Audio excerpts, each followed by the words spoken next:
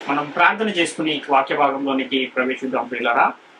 పరలోకమందున్న మా తండ్రి, నీ స్తుతులు స్తోత్రములు తండ్రి. ఇదిగో తండ్రి, మరొకసారి మా అందరి జీవితంలో మీరు ఇచ్చిన మరొక దినాన్ని బట్టి మీకే స్తుతులు స్తోత్రములు తండ్రి. ఇదిగో తండ్రి, పరిశుద్ధ గ్రంథం నుండి మేము మరి అంశంలో పరిశీలించుకుంటగా ఆత్మ సంబంధమైన సంగతులతోనే సరిపోల్చుకుని తండ్రి, సర్వసత్యము ఉన్నట్టుగా గ్రహించి వాక్యానుసారమైన జీవితాలను కలిగి నీ సన్నిధిలో మేము సదా ఉంటకు సహాయం దయచేయమని, ఇంకా అనేకులు తండ్రి నీ యొక్క రాజ్యంలో తండ్రి మేము చేర్చే కృపాభాగ్యమును మాకు దయచేయమని మా ప్రభువును రక్షకుడు అయిన యేసుక్రీస్తు వారి శ్రేష్టమైన నామంలో అడిగి స్తుతించి వేడుకుంటున్నాము తండ్రి, ఆమేన్. ప్రియమైన దేవుని వారలారా, మనం ఈ రోజు పరిశుద్ధ గ్రంథం నుండి మరి యొక్క అంశాన్ని పరిశీలించే ప్రయత్నం చేద్దాం. అంశం ఏంటంటే, సమాధులలో ఉండి క్రీస్తు శబ్దము విని బయటకు వచ్చేవారు ఎవరు అన్న ఈ అంశాన్ని మనం ఈ రోజు పరిశీలించే ప్రయత్నం చేద్దాం పిల్లలు. అయితే బైబిల్ గ్రంథాన్ని మనము చదివేటప్పుడు అనేకమైన విషయాలను మనము పరిగణనలోనికి తీసుకుని ఆ వాక్యాన్ని గనక చదివితే అప్పుడు అది మనకు చాలా జాగ్రత్తగా అది అర్థమవుతుంది. సత్యము మనకు బోధపడే అవకాశం ఉంది. కాబట్టి సత్యమందు ఎవరైతే నిలిచి ఉంటారో వారు మాత్రమే నిత్య జీవానికి పాత్రులు అని కూడా పరిశుద్ధ గ్రంథం తెలియజేస్తుంది. కనుక ఏదైతే సత్యం ఉందో దానిలోనే మనం అందరం ఉండాలంటే కొంత పరిశోధన అనేది అవసరము అన్న విషయాన్ని కూడా మన మనసులో ఉంచుకోవాలి. ఎందుకంటే ఏదైనా ఒక వాక్యాన్ని మనం చదువుతున్నప్పుడు ఆ వ్రాయబడిన వచనము ప్రవచనమా లేక ప్రవచనము కాదా, ఒకవేళ అది ఉన్నట్టుగా వ్రాయబడిందా, లేక వ్రాయబడిన ఆ వచనం ఎవరిని గూర్చి చెప్పబడింది, ఎప్పుడు చెప్పబడింది, ఎవరు అనుసరించడానికి చెప్పబడింది అన్న ఈ విషయాలన్నింటినీ కూడా మనము మనసులో ఉంచుకుని కనుక వాక్యాన్ని చదవగలిగితే అప్పుడు మనకు చాలా చక్కగా బైబిల్ గ్రంథము అర్థమయ్యే అవకాశం ఉంది. అర్థమైన దాన్ని మనము ఇంకా ఎవరికైనా ప్రకటించవచ్చు. కాబట్టి బైబిల్ గ్రంథములో ప్రవచన భాషలో వ్రాయబడిన వచనాలు కొన్ని ఉన్నాయి, రూపకాలంకారంగా వ్రాయబడిన మాటలు కొన్ని ఉన్నాయి, అదేవిధంగా ఉపమాన అలంకారంగా వ్రాయబడిన వచనాలు కూడా కొన్ని ఉన్నాయి, పర్యాయ పదాలుగా వ్రాయబడిన కొన్ని వచనాలు ఉన్నాయి, అదేవిధంగా ఉన్నట్టుగా కూడా వ్రాయబడిన కొన్ని వచనాలు ఉన్నాయి. అయితే ఏ వచనము దేనికి ఎప్పుడు వర్తిస్తుంది అన్న ఒక ఆలోచన మనకు ఉండాలి. ఆ వచనానికి ఎలాంటి అర్థం మనం తీసుకోవాలి అనే విషయాన్ని కూడా మనము గ్రహించగలిగే స్థితిలో ఉన్నప్పుడు పరిశుద్ధ గ్రంథంలో ఉన్న సంగతులన్నీ కూడా మనకు చాలా సులభంగా అర్థమవుతాయి, మనం తెలుసుకోగలిగే ఒక పరిస్థితిలో ఉంటాం. కాబట్టి సందర్భాన్ని బట్టి ఆ వచనానికి మనం అర్థం తెలుసుకోకపోతే ఆ వచనం యొక్క భావం కానీ దాని అర్థం కానీ మనకు అర్థమయ్యే అవకాశము లేదు. అప్పుడు మనం సత్యం నుండి తొలగిపోయే ఒక ప్రమాదం కూడా ఉంది అన్న విషయాన్ని మొదట మనం గ్రహించవలసిన వారమై ఉన్నాం. కాబట్టి ఒకే పదము అనేక చోట్లలో వ్రాయబడి ఉంటుంది, కానీ దాని సందర్భాన్ని బట్టి ఏమవుతుందంటే దాని అర్థము మారిపోతూ ఉంటుంది. కొన్ని సందర్భాల్లో దాని భావము మారిపోయే పరిస్థితి కనబడుతూ ఉంటుంది. కాబట్టి దాన్ని ఏ విధంగా అర్థం చేసుకోవాలి అన్న దాన్ని మనము సందర్భానుసారంగా గనక పరిశుద్ధ గ్రంథాన్ని చదవగలిగితే అది మనకు ఇంకా సులువుగా చక్కగా అర్థమయ్యే అవకాశం ఉంది ప్రియులారా. కాబట్టి వ్రాయబడిన వచనంలో ఆ పదాన్ని బట్టి, వచనం చెబుతున్న సందర్భాన్ని బట్టి, కాలాన్ని బట్టి అది ఎవరు మాట్లాడుతున్నారు, ఎవరితో మాట్లాడుతున్నారు అన్న ఈ విషయాలన్నింటినీ మనం పరిగణనలో తీసుకుని గనక వాక్యాన్ని పరిశోధించగలిగితే అప్పుడు దాన్ని మనము ఇంకా చక్కగా అర్థం చేసుకుని దాన్ని ఇతరులకు ప్రకటించే ఒక పరిస్థితి ఉంటుంది. ఈ రోజు మనం నేర్చుకోబోయే అంశంలోని ఆ వచనంలో ఉన్న ఆ పదాన్ని మనం ఆలోచన చేయగలిగితే సమాధులు అనే పదము మనకు కనబడుతుంది. అంటే ఈ సమాధులు అంటే ఏంటి అన్న విషయాన్ని మొదట మనం గ్రహించాలి. అంటే ఇది సమాధులు అనే పదం ఉన్నట్టుగా రాయబడిందా, లేకపోతే దానికి ఏమైనా సందర్భము వేరే ఏమైనా ఉందా అన్న దాన్ని కూడా మనము ఆలోచించి దాన్ని పరిశీలించవలసిన అవసరం ఉంది. అయితే గమనించవలసిన విషయం ఏంటంటే ఈ సమాధులు అనే దాని గురించి మనం పరిశీలన చేసుకుంటే సమాధులు అనే ఈ పదము వ్రాయబడిన కొన్ని వచనాలలో రూపకాలంకారంగా వాడబడిన సందర్భాలు కొన్ని ఉన్నాయి, అదేవిధంగా ఉన్నట్టుగా వ్రాయబడిన సందర్భాలు కూడా మనకు కనబడుతూ ఉంటాయి. కాబట్టి ఏ సందర్భంలో సమాధి అనే పదం ఎలా వ్రాయబడింది, ఎలా వాడబడింది అనే విషయాన్ని కూడా మనము పరిశీలన చేసే ఒక పరిస్థితుల్లో మనం ఉండాలి. మనం ఆ వాక్యాన్ని కనుక పరిశీలన చేయగలిగితే యోహాను సువార్త 5వ అధ్యాయం 28-29 వచనాలలో మనకు యేసుక్రీస్తు వారు చెప్పిన ఆ మాట మనకు అక్కడ కనబడుతుంది. యోహాను సువార్త 5వ అధ్యాయం 28, 29 వచనాలు మనం చూస్తే, దీనికి ఆశ్చర్యపడకుడి, ఒక కాలము వచ్చుచున్నది, ఆ కాలమున సమాధులలో ఉన్న వారందరూ ఆయన శబ్దము విని మేలు చేసిన వారు జీవ పునరుత్నమునకును, కీడు చేసిన వారు తీర్పు పునరుత్నమునకును బయటకి వచ్చదరు అని ఇక్కడ మనకు యేసుక్రీస్తు వారు మాట్లాడుతున్న మాట కనబడుతుంది. ఈ వచనాన్ని మనం పరిశీలించగలిగితే, సమాధులలో ఉన్నవారు ఆయన శబ్దాన్ని విని మేలు చేసిన వారేమో జీవ పునరుత్నానికి, కీడు చేసిన వారేమో తీర్పు పునరుత్నానికి బయటికి వస్తారు అని ఇక్కడ యేసుక్రీస్తు వారు చెబుతూ ఉన్న సందర్భం మనకు కనబడుతుంది. ఈ వచనంలో యేసుక్రీస్తు వారు చెబుతున్న ఈ విషయము ఎప్పుడు జరిగింది, ఎప్పుడు జరిగే విషయాన్ని చెబుతూ ఉన్నారు, ఈ వచనంలో ఉన్న సంగతులు ఎప్పుడు జరుగుతాయి అన్న దాని మీద కూడా మనకు కొంత అవగాహన ఉండాల్సిన అవసరం ఉంది. అంటే సమాధులలో ఉన్నవారంటే ఏ సమాధులలో ఉన్న వారిని గురించి యేసుక్రీస్తు వారు ఇక్కడ మాట్లాడుతూ ఉన్నారు అనే విషయాన్ని కూడా మనము పరిశీలించాలి. కాబట్టి యేసుక్రీస్తు వారు చెబుతున్న ఈ వచనంలో సమాధులు అనే మాటకు అర్థం ఏంటి? ఇదే సందర్భాన్ని మనము దానియేలు గ్రంథంలో కూడా యాజ్ ఇట్ ఈజ్ అక్కడ యేసుక్రీస్తు వారు ఏదైతే చెబుతున్నారో దానియేలు గారు కూడా అదే విషయాన్ని ప్రస్తావిస్తున్న ఒక సందర్భం కూడా మనకు కనబడుతుంది. దాన్ని కూడా మనం చూడగలిగితే దానియేలు గ్రంథము 12వ అధ్యాయము 2వ వచనంలో, మరియు సమాధులలో నిద్రించు అనేకులు మేలుకొనెదరు, కొందరు నిత్య జీవం అనుభవించుటకును, కొందరు నిందల పాలగుటకును, నిత్యము హేయులగుటకును మేలుకొందురు అని ఇక్కడ మనకు కనబడుతుంది. అంటే ఏదైతే అక్కడ మేలు చేసిన వారు జీవ పునరుత్నానికి బయటికి వస్తారు, కీడు చేసిన వారు తీర్పు పునరుత్నానికి బయటికి వస్తారని యేసుక్రీస్తు వారు చెప్పారో అదే విషయము ఇక్కడ మనకు కనబడుతుంది. అయితే ఈ వచనములో సమాధులలో నిద్రించు అనేకులు మేలుకొందురు అని వ్రాయబడిన ఈ మాటలో ఏ సమాధిని గురించి ఇక్కడ చెప్పబడుతుంది? అదేవిధంగా ఈ సమాధులలో నుండి మేలుకొని బయటికి వచ్చిన వారు ఎవరు? ఏ సమాధిలో నుండి వారు మేలుకుంటారు? ఈ విషయాలన్నింటినీ కూడా మనము ఆలోచించవలసిన అవసరం ఉంది. ఇదే సమాధిని గురించి వ్రాయబడిన ఇంకొక మాటను కూడా మనం చూస్తే యెహెజ్కేలు గ్రంథంలో 37వ అధ్యాయంలో 13వ వచనంలో మనకి ఇంకొక వచనం కనబడుతుంది. నా ప్రజలారా, నేను సమాధులను తెరిచి సమాధులలోనున్న మిమ్మును బయటికి రప్పించగా అని ఇక్కడ దేవుడు ఇశ్రాయేలుతో మాట్లాడుతున్న సందర్భం. అంటే ఈ వచనంలో దేవుడు సమాధులను తెరుస్తాను అంటున్నాడు. ఇక్కడ సమాధి అనే మాట దేనిని గురించి తెలియజేస్తుంది అనే దాన్ని కూడా మనం ఆలోచించాలి. ఎందుకంటే ఈ విధంగా సమాధులు సమాధులు సమాధులు అని వ్రాయబడిన సందర్భాలు చాలా మనకు కనబడుతుంటాయి. ఇంకొక విషయాన్ని కూడా యేసుక్రీస్తు వారు మాట్లాడిన ఇంకొక విషయాన్ని కూడా మనం చూస్తే లూకా సువార్త 11వ అధ్యాయం 44వ వచనంలో, అయ్యో మీరు కనబడని సమాధుల వలె ఉన్నారు, వాటి మీద నడుచు మనుష్యులు ఎరుగరనెను అని, అవి సమాధులని ఎరుగరు అని ఇక్కడ యేసుక్రీస్తు వారు చెప్తుంది. అంటే కనబడని సమాధులు వలె మీరు ఉన్నారు అంటున్నాడు యేసుక్రీస్తు. అంటే ఇది ఏ సమాధిని గురించి చెప్పబడుతూ ఉన్నమాట అంటే సమాధులతో పోలుస్తున్నాడు వాళ్ళని. ఇంకొక మాటను కూడా మనం చూస్తే మత్తయి సువార్త 23వ అధ్యాయము 27వ వచనంలో, అయ్యో వేషధారులైన శాస్త్రులారా పరిసయ్యులారా, మీరు సున్నము కొట్టిన సమాధులను పోలి ఉన్నారు, అవి వెలుపల శృంగారముగాను అగుపడును గాని లోపల చచ్చిన వారి ఎముకలతోనూ సమస్తమైన కల్మషముతోనూ నిండి ఉన్నవి అంటున్నాడు.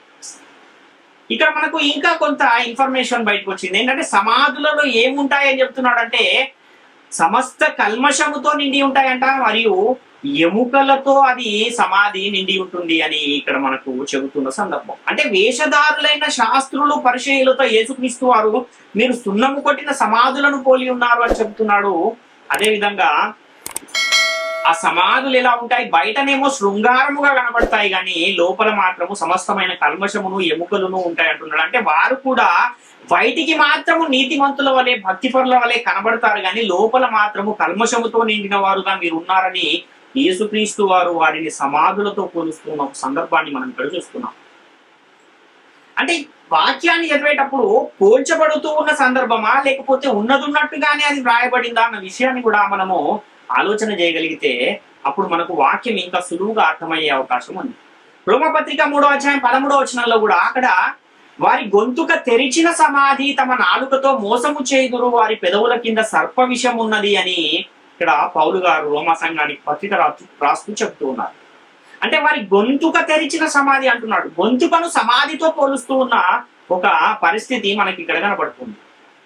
ఇంకొకటి అపోస్తలుల కార్యాలు 2వ అధ్యాయం 29-30 వచనాలను కూడా మనం చూస్తే, సహోదరులారా, మూల పురుషుడకు దావీదును గూర్చి మీతో నేను ధారాళముగా మాట్లాడవచ్చును. అతడు చనిపోయి సమాధి చేయబడెను, అతని సమాధి నేటి వరకు మన మధ్యనున్నది. అతడు ప్రవక్త అయి ఉండెను గనక అతని గర్భఫలములో నుండి అతని సింహాసనము మీద ఒకను కూర్చుండబెట్టుదును అని దేవుడు తనతో ప్రమాణపూర్వకముగా ఒట్టు పెట్టుకున్న సంగతిని అతడు ఎరిగి ఇక్కడ రాయబడింది. ఇక్కడేమో దావీదు సమాధి చేయబడిన ఒక విషయాన్ని చెబుతున్నాడు. అదేవిధంగా నేటి వరకు ఆ సమాధి మన మధ్యనున్నది అని కూడా ఇక్కడ పేతురు గారు యూదులతో ఇశ్రాయేలీలతో గుర్తు చేస్తున్న ఒక సందర్భం మనకు కనబడుతుంది. అంటే ఇక్కడ సమాధిని గురించే, అంటే చనిపోయిన వారిని పాతి పెట్టిన సమాధిని గురించే ఇక్కడ మాట్లాడుతూ ఉన్న సందర్భం. అదేవిధంగా మత్తయి సువార్త 27వ అధ్యాయం 52-53 వచనాలను కూడా మనం చూస్తే, సమాధులు తెరవబడెను, నిద్రించిన అనేక మంది పరిశుద్ధుల శరీరములు లేచను, వారి సమాధులలో నుండి బయటికి వచ్చి ఆయన లేచిన తర్వాత పరిశుద్ధ పట్టణంలో ప్రవేశించి అనేకుల కగపడిరి అని ఇక్కడ యేసుక్రీస్తు వారు శిలువ మీద చనిపోయిన సందర్భంలో జరిగిన ఒక విషయాన్ని చెబుతున్నాడు. అంటే సమాధులు తెరవబడ్డాయి అంటున్నాడు, నిద్రించిన అనేకులు పరిశుద్ధుల శరీరములు లేచాయి అంటున్నాడు, వారు సమాధులలో నుండి బయటికి వచ్చి ఆయన లేచిన పరిశుద్ధ పట్టణంలోనికి ప్రవేశించి అనేకుల కగపడిరి అని ఇక్కడ వ్రాయబడింది. ఇది కూడా నిజమైన సమాధులను గూర్చే చెప్పబడుతూ ఉన్న ఇంకొక సందర్భం. యేసుక్రీస్తు వారిని గూర్చి వ్రాయబడిన ఇంకొక విషయాన్ని కూడా మనం చూడగలిగితే, మొదటి కొరింథీ పత్రిక 15వ అధ్యాయము 3-4 వచనాలలో, నాకు ఇయ్యబడిన ఉపదేశమును మొదట మీకు అప్పగించి తిని, అదేమనగా లేఖనముల ప్రకారము క్రీస్తు మన పాపము నిమిత్తము మృతి పొందెను, సమాధి చేయబడెను, లేఖనముల ప్రకారము 3వ దినమున లేపబడెను అని ఇక్కడ ఇంకొక లేఖనం మనకు కనబడుతుంది. అంటే ఇక్కడ యేసుక్రీస్తు వారి యొక్క సమాధిని గురించే ఉన్నది ఉన్నట్టుగా అక్షరార్థంగా సమాధిని గురించే చెప్పబడుతున్న సందర్భం ఇది. కాబట్టి ఇప్పుడు మనం చూసిన ఈ వచనాలన్నింటిలో సమాధి అనే పదానికి ఒకే అర్థాన్ని తీసుకునే అవకాశం ఏమైనా ఉందా అని మనం ఆలోచిస్తే ఎంత మాత్రము లేదు. ఎందుకంటే సందర్భాన్ని బట్టి ఆ సమాధి అనే పదానికి ఉన్న అర్థము మారిపోతూ ఉన్న పరిస్థితి మనకు కనబడుతుంది. అంటే యేసుక్రీస్తు శిలువలో మృతి పొందినప్పుడు సమాధులు తెరవబడెను అని వ్రాయబడిన మాటలు అవి నిజంగా సమాధులు అన్న విషయాన్ని మనం గ్రహించాలి. దావీదు సమాధిని గురించి ప్రస్తావించిన ఆ సందర్భం కూడా నిజంగా అది సమాధే అన్న విషయాన్ని కూడా మనం గమనించాలి. అదేవిధంగా యేసుక్రీస్తు సమాధి చేయబడ్డాడు అని చెప్పిన ఆ సందర్భంలో కూడా అది అక్షరార్థంగా సమాధిని గురించి చెబుతూ ఉన్న సందర్భాలు అన్న విషయం మనకు అర్థమవుతుంది. కానీ మీరు కనబడని సమాధులు అని యేసుక్రీస్తు వారు చెబుతున్న మాటలో కానీ, లేదా ఆ పరిసయ్యులు ధర్మశాస్త్ర ఉపదేశకులతో యేసుక్రీస్తు వారు మీరు సున్నము కొట్టిన సమాధులు అని పోల్చి చెప్పిన ఆ సందర్భాలను కూడా మనం గమనించగలిగితే, ఇక్కడ అక్షరార్థంగా సమాధులను ఆయన చెప్పట్లేదు, కానీ సమాధులతో కొంతమంది స్వభావాన్ని పోల్చి చెబుతూ ఉన్నాడు అన్న విషయాన్ని మనం గమనించాలి. అంటే సమాధుల యొక్క స్వభావం ఎలా ఉంటుందంటే, బయటికి మాత్రం అవి చాలా చక్కగా కనబడుతుంటాయి. ఎందుకంటే వాటిని చక్కగా సున్నం వేసి చాలా మంచిగా వాటిని కడిగి వాటి మీద పువ్వులు వేసి ఆ బంధువులు వాటిని ఏం చేస్తారంటే వాటిని అలంకరిస్తూ ఉంటారు. అలాంటప్పుడు అవి ఎలా కనబడతాయి అంటే చాలా అందంగా కనబడుతూ ఉంటాయి. కానీ లోపల ఏముంటుంది అని యేసుక్రీస్తు వారు చెప్పిన మాటని మనం చూస్తే, లోపలంట ఎముకలు ఉంటాయి అంటున్నాడు, సమస్తమైన కల్మషము ఉంటుంది అంటున్నాడు. అంటే ఒక చనిపోయిన మనిషిని ఏం చేస్తాము, చనిపోయిన వెంటనే 1 రోజు లేదా 2 రోజుల్లో ఆ మనిషిని తీసుకెళ్లి ఆ మట్టిలో పాతి పెట్టిన తర్వాత, పాతి పెట్టిన చోట ఒక సమాధిని కట్టినప్పుడు ఆ శరీరము ఆ సమాధిలో కొన్ని దినాలకు ఏమైపోతుంది, కుళ్ళిపోతుంది. కుళ్ళిపోయిన తర్వాత అందులో మిగిలేదేంటి అంటే ఎముకలు మాత్రమే మిగులుతాయి దాంట్లో అన్న విషయము ప్రతి ఒక్కరికి తెలిసిందే. కాబట్టి ఏముంటుంది ఈ సమాధులలో అనంటే ఎముకలు ఉంటాయి మరియు సమస్తమైన కల్మషం ఉంటుంది అని యేసుక్రీస్తు వారు చెబుతున్నారు. కాబట్టి మీరు పైకి బాగానే నీతిమంతుల వలె కనబడుతున్నారు, కానీ మీ అంతరంగ స్వభావం మాత్రం బాగాలేదు అని యేసుక్రీస్తు వారు రూపకాలంకారంగా ఇక్కడ శాస్త్రులు పరిచర్యలను గూర్చి సమాధులతో పోల్చి చెబుతున్న ఆ సందర్భాన్ని మనం చూస్తున్నాం. మత్తయి సువార్తలో 23-27లో ఆ మాట మనకు కనబడుతుంది. అయ్యో వేషధారులైన శాస్త్రులారా, పరిచర్యులారా, మీరు సున్నము కొట్టిన సమాధులను పోలి ఉన్నారు. అవి వెలుపల శృంగారముగా ఆగిపడును, గాని లోపల చచ్చిన వారి ఎముకలతోనూ సమస్త కల్మషముతోనూ నిండి ఉన్నవి అంటున్నాడు. అందుకే యేసుక్రీస్తు వేషధారులైన శాస్త్రులు పరిచర్యులు సున్నము కొట్టిన సమాధులను పోలి ఉన్నారు అని ఇక్కడ ఆయన చెబుతూ ఉన్న ఒక సందర్భాన్ని మనం చూస్తున్నాం. కాబట్టి ఇంకొక చోట వారి గొంతుక తెరిచిన సమాధి అని కనబడుతుంది రోమపత్రిక 3వ అధ్యాయంలో. కాబట్టి ఇక్కడ గొంతే సమాధి అని అంటే గొంతే సమాధి కాదు, గొంతుకను సమాధితో పోలుస్తూ ఉన్న ఒక పరిస్థితి కనబడుతుంది. ఎందుకు గొంతుకను సమాధితో పోలుస్తూ ఉన్నాడు అంటే, ఇక్కడ వారి గొంతుక తెరిచిన సమాధి, తమ నాలుకతో మోసము చేయుదురు, వారి పెదవుల కింద సర్ప విషం ఉన్నది, వారి నోటి నిండా శపించుటయు పగయు ఉన్నవి అంటున్నాడు. అంటే వారి స్వభావాన్ని బట్టి సమాధితో వారిని పోలుస్తున్నాడు. సమాధికి ఉండే స్వభావమే వీరు కూడా కలిగి ఉన్నారు కనుక సమాధితో వారిని ఇక్కడ అక్కడ పౌలు గారు పోలుస్తూ ఉన్న సందర్భం మనకు కనబడుతుంది. కీర్తనల గ్రంథం 5వ అధ్యాయం 9వ వచనాన్ని కూడా మనం చూస్తే, వారి నోట యథార్థత లేదు, వారి అంతరంగము నాశనకరమైన గుంట, వారి కంఠము తెరిచిన సమాధి, వారు నాలుకతో ఇచ్చకములాడుదురు అంటున్నాడు. అంటే మనసులో కల్మషం ఉన్నవారు, అంతరంగ స్వభావం బాగలేని వారు, అదేవిధంగా ఇతరుల మీద ఇచ్చకములాడువారు, ఇతరుల మీద ద్వేషాన్ని పెట్టుకున్నవారు, దేవుని ఆజ్ఞలను అనుసరించని వారు ఎవరైతే ఉన్నారో వారందరినీ కూడా సమాధులతో పోలుస్తూ ఉన్న ఒక పరిస్థితి మనకి ఇక్కడ కనబడుతుంది. వారి అంతరంగం అంతా నాశనకరమైన గుంట, వారి కంఠము తెరిచిన సమాధి అంటున్నాడు. ఎందుకని సమాధి అంటున్నాడు అని మనం ఆలోచిస్తే, స్వభావాన్ని బట్టి వారిలో సమాధితో పోల్చి చెబుతూ ఉన్న ఒక సందర్భం మనకు కనబడుతుంది.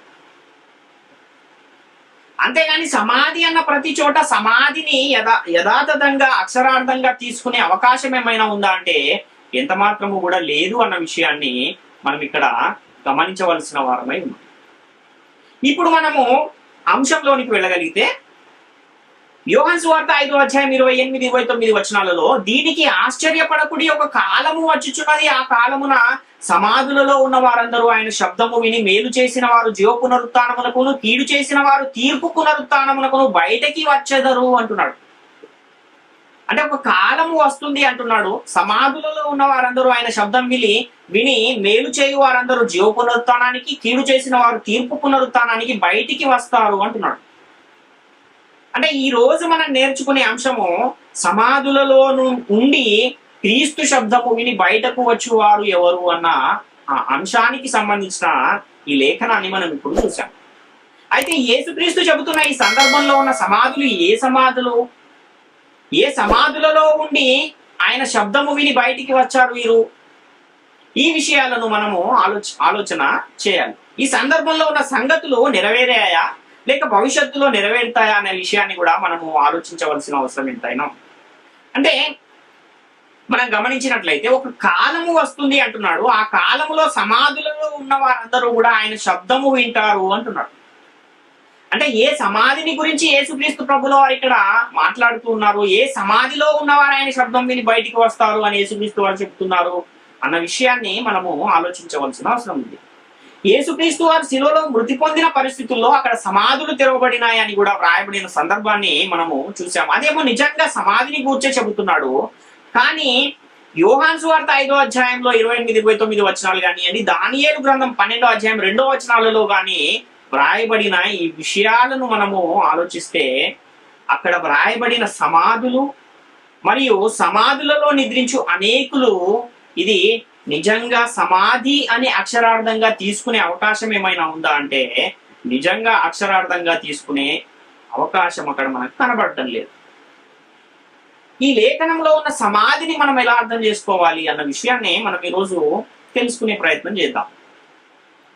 అయితే దానియేలు గ్రంథంలో ఉన్న ఆ మాటను కూడా మనం ఇంకొకసారి పరిశీలిస్తే, మరియు దానియేలు గ్రంథం 12వ అధ్యాయం 2వ వచనంలో, మరియు సమాధులలో నిద్రించు అనేకులు మేలుకొనెదరు, కొందరు నిత్య జీవము అనుభవించుటకును, కొందరు నిందల పాలగుటకును, నిత్యముగా హేయులగుటకును మేలుకొందురు అంటున్నాడు. అంటే ఇంచుమించు దానియేలు గ్రంథములో చెప్పబడిన సంగతి మరియు యోహాను సువార్తలో యేసుక్రీస్తు వారు చెబుతున్న ఈ రెండు సంగతులు కూడా ఒకే విషయాన్ని తెలియజేస్తూ ఉన్నాయి. ఈ రెండు సందర్భాల్లో చెప్పబడిన సంగతి కూడా నిజంగా సమాధి గురించే చెప్పబడిందా లేక కొంతమంది వ్యక్తులు కలిగి ఉన్న పరిస్థితిని గురించి చెప్పబడిందా అని మనం ఆలోచిస్తే, కొంతమంది యొక్క పరిస్థితి, వారు ఏ స్థితిలో ఉన్నారు అన్న విషయాన్ని ఇక్కడ తెలియజేస్తూ ఉన్నాడు అని మనం గమనించాలి. ఈ సమాధులలో ఉన్నవారు కొంతమంది ఆయన శబ్దం వింటారు, అందులో మేలు చేసిన వారేమో జీవ పునరుత్థానానికి, కీడు చేసిన వారేమో తీర్పు పునరుత్థానానికి బయటికి వస్తారు అని వ్రాయబడింది. కాబట్టి ఈ వచనాలలో చెప్పబడుతున్న సమాధి అంటే నిజమైన సమాధి అంటే అది నిజమైన సమాధి కాదు అని మనకు అర్థమవుతుంది.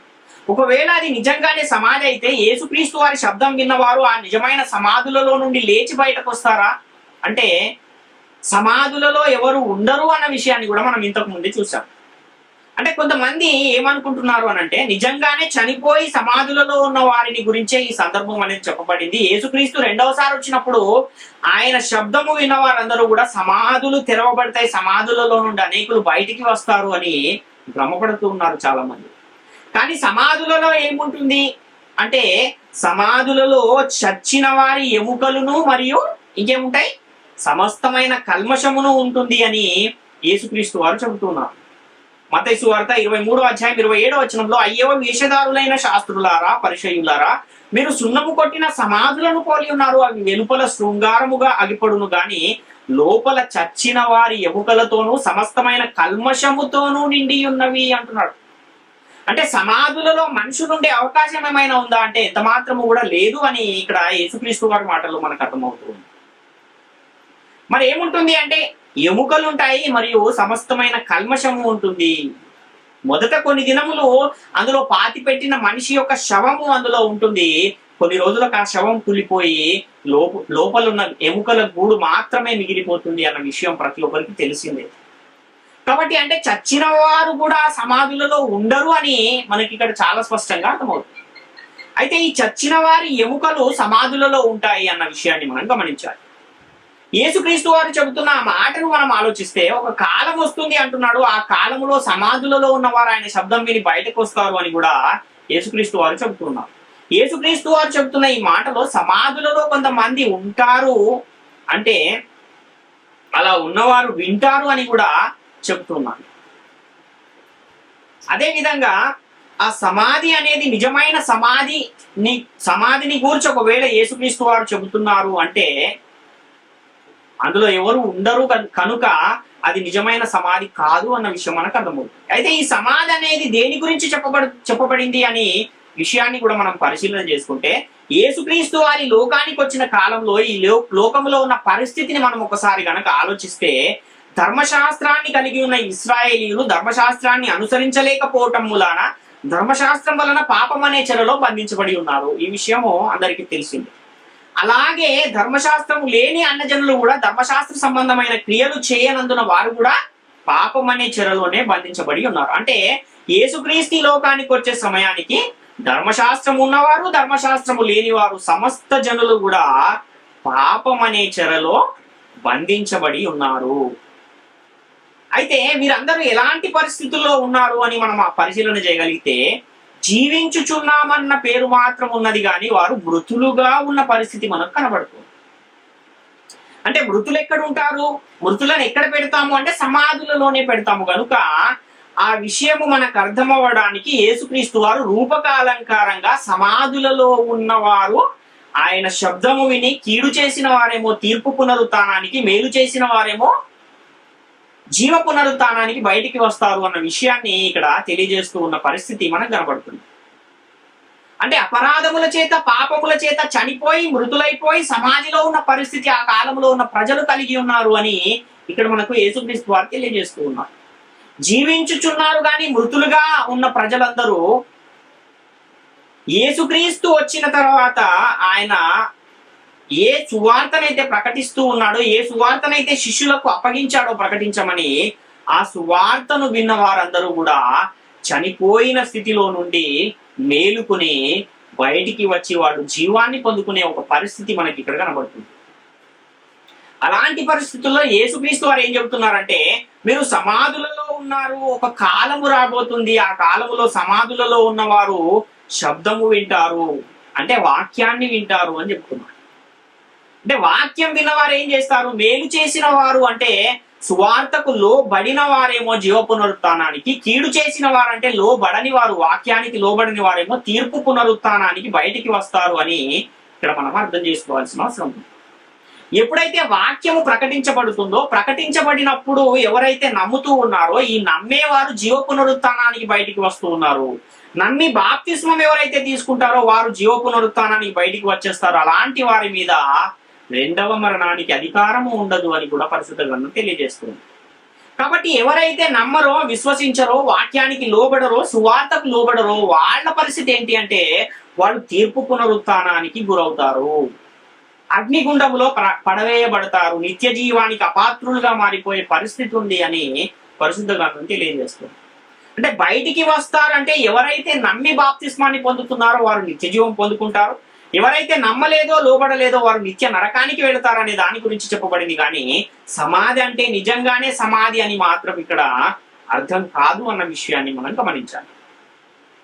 ఈ విషయాన్ని వింటూ ఉంటే నేను ముందు విన్న దానికి వ్యతిరేకంగా ఉందేంటి అని ఎవరు కూడా ఆలోచించకండి. ఎందుకంటే ఒక వాక్యాన్ని ఇంకొక వాక్యముతోనే పరిశీలించి మనం ఎప్పుడైతే వాక్యాన్ని చదవగలుగుతామో, ఒక ఆత్మ సంబంధమైన విషయాన్ని ఎప్పుడైతే ఇంకొక ఆత్మ సంబంధమైన విషయంతో సరిపోల్చుకుని ఎప్పుడైతే మనం వాక్యాన్ని చదవగలుగుతామో అప్పుడే అది మనకు అర్థమవుతుంది తప్ప ఒక వాక్యాన్ని తీసుకెళ్లి ప్రకృతి సంబంధమైన విషయాలతో, కథలతో మరియు కల్పనా కథలతో వాటిని గనక మనం సరిపోల్చితే సత్యం అనేది బయటికి రాదు.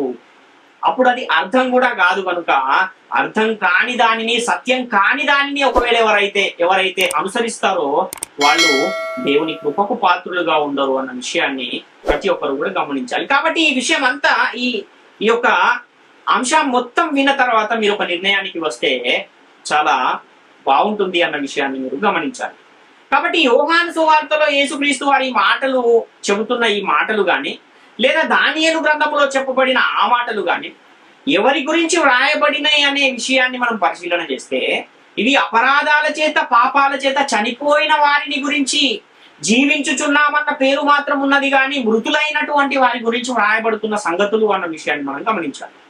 కాబట్టి యేసుక్రీస్తు వారు కూడా కొంతమందిని కనబడని సమాధులు అన్నారు, అలాగే కొంతమందిని సున్నము కొట్టిన సమాధులు అన్నాడు. అదే విధంగా పౌలు గారు పత్రిక రాస్తూ వారి గొంతుక తెరిచిన సమాధి అని కూడా వ్రాయబడిన లేఖనాలను మనం చూశాం. కాబట్టి వారు కనబడని సమాధులు అంటే నిజంగానే సమాధులా, సున్నము కొట్టిన సమాధులు అంటే నిజంగానే సున్నము కొట్టిన సమాధులా, వారి గొంతుక తెరిచిన సమాధి అంటే నిజంగానే గొంతుక సమాధి అంటే కాదు. అంటే స్వభావాన్ని బట్టి వారిని పోలుస్తూ ఉన్న ఒక సందర్భం మనకి ఇక్కడ కనపడుతుంది. ఇలాంటి విషయాలు బాగానే అర్థమవుతాయి. కానీ సమాధులలో ఉండి ఆయన శబ్దం విని బయటకు వస్తారు అని వ్రాయబడిన మాటలో మాత్రం సమాధులలో ఏముంటాయి అని మనం ఒకసారి ఆలోచించవలసిన అవసరం ఉంది. ఎందుకంటే పరిశుద్ధ గ్రంథం ఏం తెలియజేస్తుంది అంటే సమాధులలో మనుషులు అనేవారు ఉండరు, చనిపోయిన శవాలే సమాధులలో ఉంటాయి. ఆ శవాలు కొన్ని దినాలకు ఏమైపోతాయంటే అవి కుళ్ళిపోయిన తర్వాత ఎముకలు అందులో మిగిలిపోతాయి, సమస్తమైన కల్మషం అందులో ఉంటుంది అని మనకు లేఖనం తెలియజేస్తుంది. కానీ నిజానికి సమాధులలో ఎవరైనా ఉంటారా? ఎవరైనా చనిపోతే సమాధిలో ఏం పెడతాము అంటే సమాధిలో మనము మనిషిని పెట్టం కానీ శవాన్ని పెడతాము, ఒక మృతదేహాన్నే సమాధిలో పెడతాము అన్న విషయాన్ని కూడా మనం ఇక్కడ గమనించాలి. కాబట్టి ఎవరైతే మృతి పొందారో ఆ వ్యక్తి విడిచిపెట్టి వెళ్ళిన దేహాన్ని ఆ సమాధిలో మనం పెడుతున్నాం కానీ ఆ దేహములో ఉన్న ఆత్మ అందులో ఉంటుందా అంటే అది ఉండదు. ఎందుకంటే ఆ దేహము ఏమవుతుంది, ఆ చనిపోయిన వెంటనే ఆ దేహంలో ఉన్న ఆత్మ అనేది ఒక్క క్షణములోనే బయటికి వెళ్ళిపోయి, ఒకవేళ దేవుని సన్నిధిలో నీతిమంతులుగా ఉన్న వారి ఆత్మ అయితే గనక అది పరదేశుకు వెళ్ళిపోతుంది. దేవుని వాక్యానికి, దేవుని ఆజ్ఞకు, దేవుని మాటకు లోబడని ఆత్మ గనక అదైతే అది నిత్యాగ్ని గుండములోనికి వెళ్ళిపోయే పరిస్థితి కూడా ఉంది అన్న విషయం మనం గమనించాలి. కాబట్టి ఆ దేహము కూడా ఆ సమాధిలో ఎంతకాలం ఉంటుంది అంటే అది కొద్ది కాలం తర్వాత కుళ్ళిపోయి ఎముకలు మాత్రమే మిగిలిపోయే ఒక పరిస్థితి కనబడుతుంది. ఎముకల గూడు మాత్రమే అందులో మిగులుతుంది అన్న విషయం మనం గమనించాలి. ఎందుకంటే మన్నైనది వెనుకటి వల్లనే మన్నైపోవును, ఆత్మ తాను దయచేసిన దేవుని యొద్దకు మరలా చేరును అని మనకు ఆదికాండం 3:19 వచనంలో మనం చూస్తున్నాం. కాబట్టి సమాధులలో ఉన్న వారందరూ ఆయన శబ్దం వింటారు అన్న ఈ మాటలో ఏ సమాధిని గురించి యేసుక్రీస్తు వారు ఇక్కడ చెబుతున్నారు అంటే అది నిజంగా సమాధి కాదు, కానీ సమాధితో వాళ్ళను పోలుస్తూ ఉన్న పరిస్థితి. అంటే చనిపోయిన స్థితిలో వాళ్ళు ఉన్నారు కనుక, చనిపోయిన వారు ఉండేది సమాధిలోనే కనుక వారు సమాధిలో ఉన్నారు అని యేసుక్రీస్తు వారు ఇక్కడ చెబుతున్న ఈ సందర్భాన్ని మనం గమనించవలసిన వారమై ఉన్నాం. కాబట్టి ఇంకొక విషయాన్ని కూడా మనం ఇక్కడ ఆలోచన చేయగలిగితే సమాధులలో ఉండి మేలు చేసిన వారు ఎక్కడికి వస్తారంటున్నాడు? జీవ పునరుత్థానానికి బయటికి వస్తారంటున్నాడు. కీడు చేసిన వారు ఎక్కడికి వస్తారు అని యేసుక్రీస్తు వారు చెప్తున్నారు అంటే తీర్పు పునరుత్థానానికి బయటికి వస్తారు అని చెప్తున్నాడు. అంటే సమాధులలో ఉండి కూడా వీళ్ళు ఏం చేస్తూ ఉన్నారు? మేలు చేసేవారు కనబడుతున్నారు, కీడు చేసేవారు కూడా కనబడుతున్నారు. అంటే సమాధులలో ఉండి మేలు చేస్తారు, కీడు చేస్తారా? అవకాశం ఏమైనా ఉందా అంటే లేదు. ఎందుకంటే అసలు బ్రతికున్నవారు సమాధులలోనే ఉండరు కనుక ఇది మనకు కనబడే ఆ సమాధి మాత్రము కాదు అన్న విషయం మనకు అర్థమవుతుంది. కాబట్టి ఈ విషయాలన్నీ మనం జాగ్రత్తగా ఆలోచించగలిగితే, దానియేలు గ్రంథంలో కూడా సమాధులలో నిద్రించు అనేకులు అంటున్నాడు. సమాధులలో ఉండి నిద్రిస్తారా? ఎవరు ఈ నిద్రించేవారు అని మనం ఆలోచిస్తే, ఎవరైతే అపరాధాల చేత పాపాల చేత చచ్చిపోయిన వారు ఉన్నారో, ఎవరైతే జీవించుచున్నామన్న పేరు మాత్రం ఉన్నది కానీ నీవు మృతుడవే అని లేఖనం తెలియజేస్తుందో అలాంటి వారిని గూర్చి ఇక్కడ సమాధులలో ఉన్నవారు అని తెలియజేయబడుతూ ఉన్న ఈ సందర్భాన్ని మనం గమనించాలి. కాబట్టి ఏ సమాధులు ఏ మృతులను గురించి పరిశుద్ధ గ్రంథం తెలియజేస్తుందనే విషయాన్ని మనం ఆలోచించగలిగితే, చనిపోయిన వారిని గురించి కాదు కానీ భూమి మీద తమ దేహాన్ని విడిచిపెట్టి ఈ లోకాన్ని విడిచి వెళ్ళిన వారి గురించి చెప్పట్లేదు కానీ జీవించే ఉన్నారు కానీ చనిపోయిన స్థితిలో ఉన్న వారిని గురించి ఈ విషయం ఇక్కడ చెప్పబడుతూ ఉంది. అపరాధముల చేత పాపముల చేత చనిపోయిన వారిని గురించి ఈ విషయం చెప్పబడుతూ ఉంది. దేవుని ఆజ్ఞలను అనుసరించని వారిని గురించి, దేవుని ఆజ్ఞలను అతిక్రమించిన వారిని గురించి ఈ మాట చెప్పబడుతూ ఉంది అన్న విషయాన్ని మనం ఇక్కడ గమనించాలి. మృతులు దేవుని కుమారుని శబ్దము విను గడియ వచ్చుచున్నది అంటున్నాడు. అంటే యోహాను సువార్త 5:25 వచనాన్ని మనం చూస్తే, మృతులు దేవుని కుమారుని శబ్దము విను గడియ వచ్చుచున్నది, ఇప్పుడు వచ్చి ఉన్నది, దానిని వినువారు జీవింతురని మీతో నిశ్చయముగా చెప్పుచున్నాను అని ఇక్కడ యేసుక్రీస్తు వారు చెబుతున్నారు. అంటే ఆ శబ్దాన్ని విని జీవిస్తారు అని కూడా మనకు లేఖనం కనబడుతుంది. ఎవరిని గురించి మృతులు అని మాట వ్రాయబడింది అంటే అపరాధముల చేత పాపముల చేత చనిపోయిన స్థితిలో ఉన్నవారు. అంటే భౌతికంగా చనిపోయిన వారు కాదు, ఈ శరీరాన్ని విడిచిపెట్టి చనిపోయిన వారిని గురించి చెప్పట్లేదు కానీ చనిపోయిన స్థితిలో ఉన్న వారిని గురించి, దేవునితో ఎడబాటు కలిగి ఉన్న వారిని గురించి ఈ మాట ఇక్కడ చెప్పబడుతూ ఉంది అన్న విషయాన్ని మనం గమనించాలి. కాబట్టి నిజంగా చనిపోయిన వారిని గురించా అంటే ఎంత మాత్రము కాదు అన్న విషయాన్ని మనం గమనించాలి. యోహాను సువార్త 5:24 వచనాన్ని కూడా మనం చూస్తే, నా మాట విని నన్ను పంపిన వాని యందు విశ్వాసం ఉంచువాడు నిత్య జీవము గలవాడు, వాడు తీర్పులోనికి రాక మరణములో నుండి జీవములోనికి దాటి ఉన్నాడని మీతో నిశ్చయముగా చెప్పుచున్నాను అని ఇక్కడ ఉంది. అంటే సమాధిలో ఉండి శబ్దము విన్నవారు ఎక్కడికి వెళ్తున్నారు, ఎక్కడికి బయటికి వస్తున్నారు అంటే జీవ పునరుత్థాన్ని పొందుతున్నారు. కనుకనే ఇక్కడ నా మాట విని నన్ను పంపిన వాని యందు విశ్వాసం ఉంచువాడు నిత్య జీవం గలవాడు అని ఇక్కడ యేసుక్రీస్తు వారు చెబుతున్న సందర్భాన్ని మనం చూస్తున్నాం. అలాంటి వారు తీర్పులోనికి రారు అంటున్నాడు, మరణములో నుండి జీవములోనికి దాటి ఉన్నారు అని ఇక్కడ యేసుక్రీస్తు వారు చెబుతున్న విషయాన్ని మనం గమనించాలి. కాబట్టి నా మాట విని నన్ను పంపిన వాని యందు విశ్వాసం ఉంచువాడు నిత్య జీవం గలవాడు అంటే జీవ పునరుత్థానానికి బయటికి వచ్చేవాడు అన్న విషయాన్ని మనం ఇక్కడ అర్థం చేసుకోవాల్సిన అవసరం ఉంది. వాడు తీర్పులోనికి రాక మరణములో నుండి జీవములోనికి దాటి ఉన్నాడు అని ఇక్కడ యేసుక్రీస్తు వారు చెబుతున్నారు. ఆయన మాట విన్నవారు మరణములో నుండి జీవములోనికి ఏం చేస్తున్నారు? దాటుతూ ఉన్నారు. 1 యోహాను సువార్త 3:14 వచనాన్ని కూడా మనం చూస్తే, మనము సహోదరులను ప్రేమించుచున్నాము గనుక మరణములో నుండి జీవములోనికి దాటి ఉన్నామని ఎరుగుదుము, ప్రేమ లేని వాడు మరణమందు నిలిచి ఉన్నాడు అంటున్నాడు. అంటే సహోదరుని ద్వేషించు వాడు ఎక్కడున్నాడు అంటే తీర్పులో ఉన్నాడు, మరణములో ఉన్నాడు. మరణములో నుండి జీవములోనికి ఎప్పుడు దాటుతున్నాడు అంటే సహోదరులను ప్రేమించినప్పుడు దాటుతున్నాడు. ప్రేమ లేని వాడేమో మరణంలోనే నిలిచి ఉన్నాడు అని ఇక్కడ మనకు అర్థమవుతుంది. అంటే ప్రేమ లేకపోతే ఎక్కడికి వెళ్తాడు? తీర్పులోనికి, నిత్యాగ్ని గుండములోనికి, నిత్య నరకములోనికి వెళ్ళిపోతూ ఉన్నాడు. అదే విషయాన్ని యోహాను సువార్త 5:28-29 వచనాలలో చెప్పబడుతూ ఉంది. యేసుక్రీస్తు వారు ఆ విషయాన్ని చెబుతూ పునరుత్థానము, యేసుక్రీస్తు ఏదైతే జీవ పునరుత్థానము మీరు పొందుతారు అని చెప్తున్నాడు, అది సువార్తకు లోబడి ఎవరైతే దేవుని ఆజ్ఞలను అనుసరించి జీవించేవారు ఉన్నారో వారిని గురించి చెబుతూ ఉన్న సందర్భము అన్న విషయాన్ని మనం గమనించాలి. అంతేగాని యేసుక్రీస్తు వారు రెండోసారి వచ్చినప్పుడు జరిగే సందర్భం కాదు ఇది అన్న విషయాన్ని కూడా మనం గమనించాలి. అంటే యేసుక్రీస్తు లోకానికి రాకముందు ఇశ్రాయేలీలు కానీ అన్ని జనులు కానీ ఎలా ఉన్నారు అంటే మృతులుగా ఉన్నారు, సమాధిలో ఉన్నటువంటి పరిస్థితి, చనిపోయిన స్థితిలో ఉన్నటువంటి పరిస్థితి. అలాంటి పరిస్థితుల్లో ఎప్పుడైతే యేసుక్రీస్తు శిలువ బలియాగం జరిగించాడో అప్పటి నుండి ఇశ్రాయేలీలు ధర్మశాస్త్రం కిందకి రారు. ధర్మశాస్త్రం కొట్టివేయబడిన తర్వాత ఇశ్రాయేలీలు అన్యజనులు ఇరువురు కూడా ఏకమైపోయారు.